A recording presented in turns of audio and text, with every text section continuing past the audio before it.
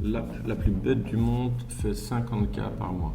Voilà pourquoi. Une alarme qui s'éteint quand tu fais des pompes, c'est tout. C'est toute l'appli. Pas de LLM, pas de fonctionnalité secrète, pas de stack de fou.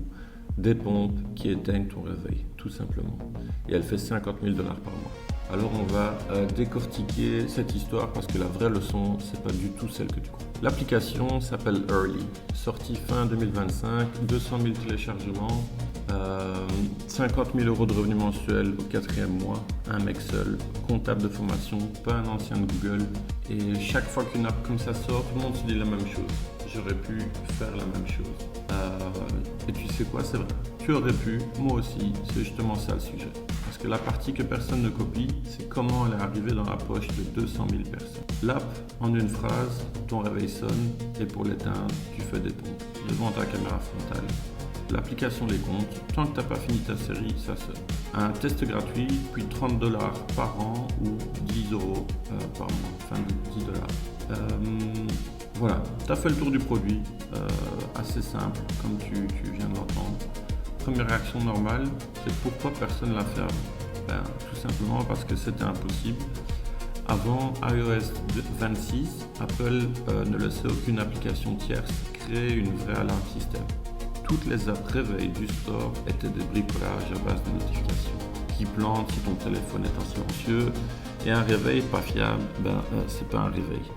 Puis Apple sort AlarmKit, c'est une API qui permet enfin de créer des alarmes natives qui sonnent comme le réveil officiel. Et Jack, le créateur d'Early, était prêt exactement à ce moment-là. Il n'a pas eu une idée géniale ou une idée moyenne, c'est juste que son idée était venue au bon moment, là où ça devenait possible. Et retiens ça parce qu'on va y revenir.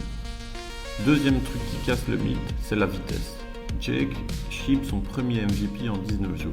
Et ces MVP n'avaient même pas l'alarme, juste le comptage de pompes. Il sort ça, il regarde et il ajoute l'alarme 19 jours plus tard.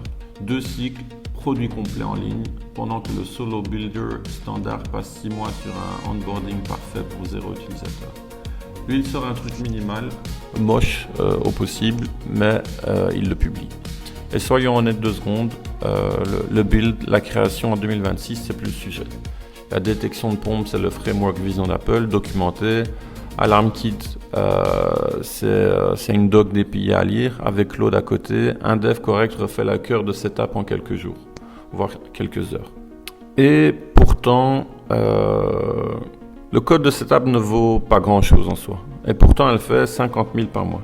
Donc la valeur, elle est forcément ailleurs. Voilà où il est.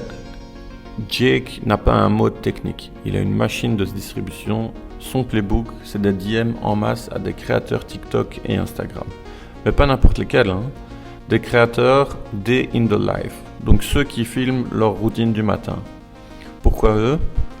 Parce qu'ils se réveillent déjà à l'écran. C'est des personnes qui sont habituées à se filmer le matin. Et le créateur ne change rien à son format habituel. Il ajoute juste les pompes au réveil. Donc c'est pas une pub, mais c'est une scène.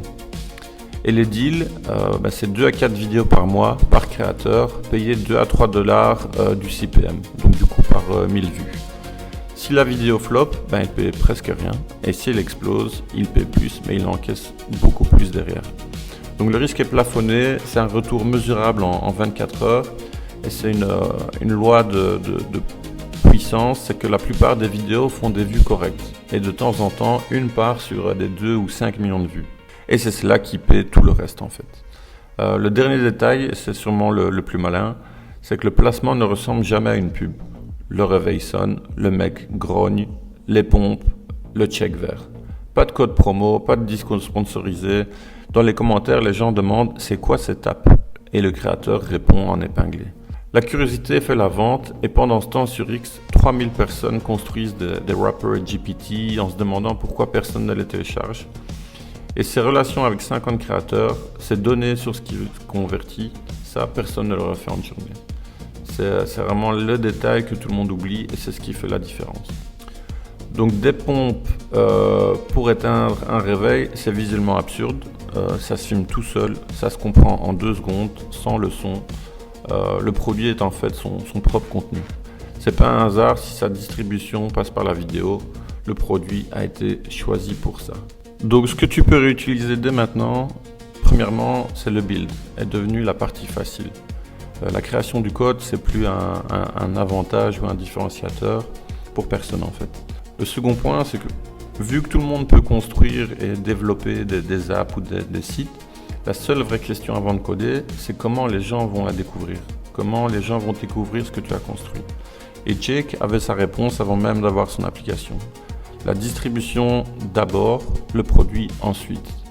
Et le dernier point, surveille les nouvelles API. À chaque sortie d'OS, des fenêtres comme AlarmKit s'ouvrent et la plupart des gens regardent les annonces. Très peu se demandent quelle idée moyenne vient de devenir possible grâce à ce nouveau déploiement. Si tu as une app ou une story comme ça que tu veux qu'on décortique, balance en commentaire.